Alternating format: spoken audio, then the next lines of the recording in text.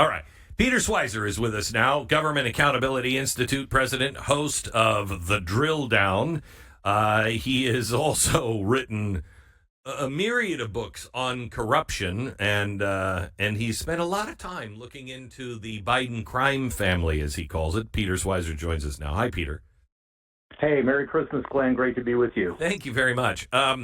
This is not surprising to me. I think this is the least shocking story of probably all time, at least in my lifetime. I mean, wow, he lied to the American people and he pardoned his son. Why is this so important, Peter? Or is it? Well, it is important, Glenn, and I think you're exactly right. It's not a surprising thing that Joe Biden has done, but that should not take the wind out of the sails of people that are very frustrated and angered by this. And here's why. You're exactly right, as you said earlier. The mainstream media is reporting that he is pardoned from the tax and the gun form charges. But the immunity actually covers any crime. It's blanket immunity that he has committed in the last 10 years. And by the way, the only reason they go back to 2014 is that other than an offense like murder, everything else is phased out because of the statute of limitations. So Hunter Biden's not going to face any consequence for this. But here's why it's even more important, Glenn.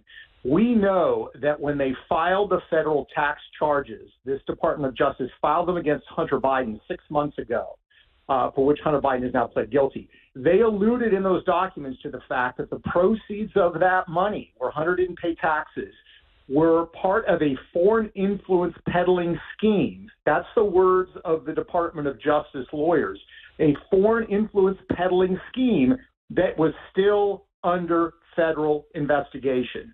So what that means is that Joe Biden has not only rescued his son, he has now kneecapped an investigation that actually involves Joe Biden himself. Because, of course, the foreign influence peddling scheme was Hunter Biden being paid to talk to and to access his father. So I don't know of any other circumstance when it comes to pardons, and there's a long and varied history of it, where we've had this kind of a situation where a president is effectively ending an investigation that would potentially implicate him in criminal activity. So, and is he covered by this? Joe Biden? Well, what it does is it ends the case, right? If you are looking at Hunter Biden for a fair of crimes, and you're saying he is now cannot be charged with those crimes, DOJ will end the investigation. I wish there were a way that they could continue it in some sort of independent way just to get the facts out of there. But yeah, the criminal investigation is ended. So I don't know how you feel about Kash Patel, but I mean, to me, he is. I hope we go scorched earth on getting him in because he is a guy who wants to just reveal everything. He wants to declassify an awful lot. I think one of the things that the FBI should do is, if Kash Patel gets in, is just declassify all of it. And, you know, this doesn't cover all of the people in the FBI and all of the people in the IRS or DOJ that was part of this delay, and cover up and scheme to make sure they got away with it. And I think the American people should know absolutely every detail. Even though they cannot go to jail, it should be known what this family did and who is involved. I agree 100%, Glenn, and that's the point, right? Look, you want justice to be done. If somebody commits a crime like Hunter Biden, they should serve the time, right? But ultimately, this is not about we're going to get Hunter Biden because we hate the Bidens. It's about justice, and it's about integrity of our system.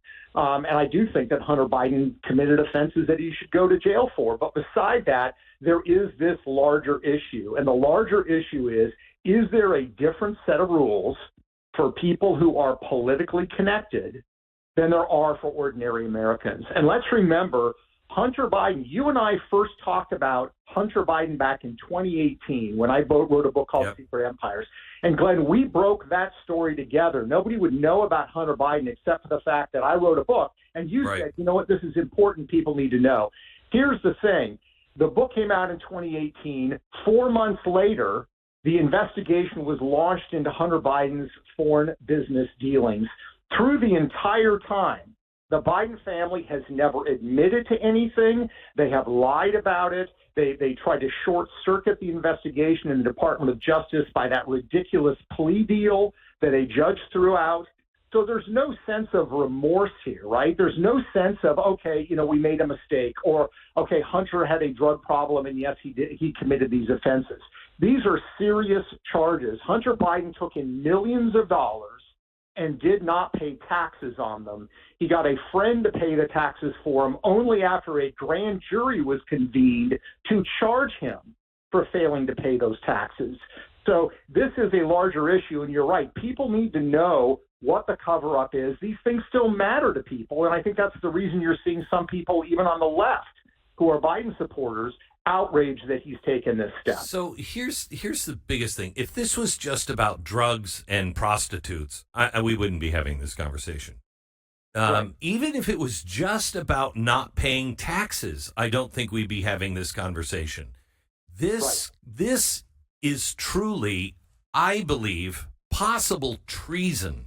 When you are selling access to the president and you're doing it covertly, and you're involved in a cover-up where we don't know what deals were made with possible enemies of our country, that if it's not treason, it is a serious crime that can never be repeated by anybody in office. And if we don't stop this, I'm convinced this happened because Clinton got away with it with China as well. And you nailed it, Glenn. You're exactly right. It started with the Clintons, the globalization of corruption, and the Bidens have taken it to another level. Yes. And here's the thing. You're right. This is not just about drugs. It's not just about the gun purchase and about taxes. Let's remember, we first talked about this in 2018. Hunter Biden joined a Chinese investment fund that was funded by the Chinese government, and they started acquiring companies in the United States that had national security implications. Correct. They bought a company in Michigan, his investment firm, Chinese government-funded investment firm, and China's aerospace company, which is their biggest military contractor, together bought a company called Henniges in Michigan that produces high-precision tools, anti-vibration technologies, et cetera, that are vital for national security. And it was Joe Biden and the Obama administration that approved that deal, even though there were serious national security implications. There's another deal where Hunter Biden was involved in a Chinese effort, successful, to acquire mines in Africa that mine strategic minerals. There's a big competition going on between China and the United States to acquire and control, important minerals around the planet. Which side was Hunter Biden on? He was paid to be on the Chinese side. And the Biden-Obama administration took actions favorably that benefited his son to the detriment of the United States. So this is not a quote-unquote victimless crime that involves paying taxes. It's serious national security implications. And again, to go back to the Clintons, this is exactly the same kind of stuff that happened when the Clintons okayed the selling of our uranium mines to Russia. Yeah. I mean, exactly. This isn't, I got a discount on Chinese food, or, I wanted my own panda. This is national security. They have possibly sold our children into slavery because of the technology, and in the Clintons' case, the uranium that is important to our national defense. Somebody has to pay for that. They do. And let's remember the money that the Bidens got. We put that at $31 million, and the House Oversight Committee has basically the same number. Let's remember who sent that money. These were not people that ran candy factories in China. They're described as Chinese businessmen. Every single one of this, I've laid this out in my book, Red Handed, and we talked about it on your program. Every single one of the 5 Chinese businessmen who sent millions of dollars to the Biden family, every single one of them has ties to Chinese intelligence. They either formerly worked for Chinese intelligence or they were business partners with the director of the Chinese national security state intelligence operations. So that's who was sending them money. The Bidens gave them nothing tangible in return. There's no service. There's no product. There's nothing. They would send them $5 million in interest-free forgivable loan. Who doesn't want one of those? And what did they do in return? They did something in return because they continued to get money. So you're exactly right. And this is an effort by Joe Biden not only to keep his son out of jail, but to short-circuit any continued investigation. And look, the American people know there's a difference between corruption where a politician takes money from a paving contractor back in their district. That's wrong, and they should be charged. They know there's a difference between that and taking money from a foreign adversary. This is precisely the reason the Democrats tried to come up with the whole Russia collusion thing, right? We're going to pick big bad Russia. We're going to make up a bunch of stuff. Well, in the case of the Bidens, it's actually true, and it involves China, and it's real. And we have got to stop this because you and I know, Glenn, we've talked about corruption a lot over the years. If you allow this kind of stuff to happen and people to get away with it in Washington, they're going to imitate it. People are going to imitate on both sides of the aisle, and we are going to become Venezuela. Yeah. All right, Peter, hang on just a second. I have to take a 1 minute break, but I want to ask you if you would think out of the box, because I have a feeling that is exactly what President Trump is going to be doing here. And if Kash Patel becomes the head of the FBI, what can we do, and what should we do to make sure that we do our best to make sure it doesn't happen again by a Democrat or a Republican? Back in just a second with Peter Schweizer. Peter Schweizer is with us. Peter, tell me, by the way, the name of the album is Home for Christmas by Cheyenne Grace. Peter, tell me what we can and should do now that the Trump administration is coming in with hopefully guns a-blazing. Yeah, I agree. We need to have serious change and reform, and we need a couple of things. I think we need, number one, is we need some people like Kash Patel. I like Kash, coming in with a serious reform agenda that is committed to transparency. And what he needs is some people. Chris Schweizer would be an example of this. There are others, former FBI people who know how the building works and know how to make change. And the way to think about it is, you've got an air war. You've got to have somebody like Kash or others that can go out there and advocate and say, here's what we're going to do and get that done. But there's also trench warfare in addition to air warfare. So you need people that know the building. So it's got to be radical transparency. It's got to be depoliticized. And there are a couple of bureaus and agencies, the Department of Justice, it's the National Security Division, that was sort of set up or ramped up under Obama, who's become very politicized. They need to be cleaned out. I don't favor, some people want a radical reduction in the size of the FBI because, look, the FBI is still dealing with some very serious things like terrorism, for example, Islamic terrorism. They're also dealing with espionage from China and others. And we don't want to be in a situation where you cut back the FBI and then there's a series of terrible attacks. And Trump gets blamed effectively because he cut back the FBI. So you've got to reform it and change it. That begins with transparency, and then it begins with a process of depoliticizing the building.